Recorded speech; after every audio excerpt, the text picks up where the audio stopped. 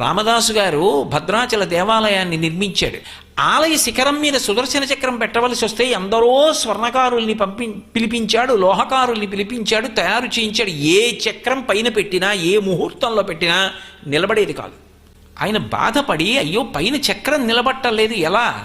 రామచంద్ర ప్రభువుని ధ్యానం చేస్తే ఆయనకి రామచంద్రమూర్తి స్వప్నమునందు సాక్షాత్కరించారు.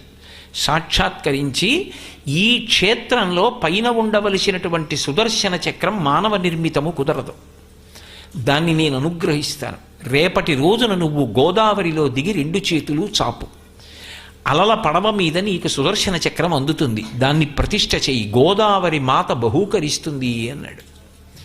ఆయన మరునాడు స్నానం చేసి గోదావరి నదిలో నిలబడి 2 చేతులు చాపి రామచంద్రమూర్తిని ప్రార్థన చేశారు. నీటి మీద తేలుతూ వచ్చింది సుదర్శన చక్రం. అదే ఇప్పటికీ భద్రాచల దేవాలయం శిఖరం మీద ఉంది.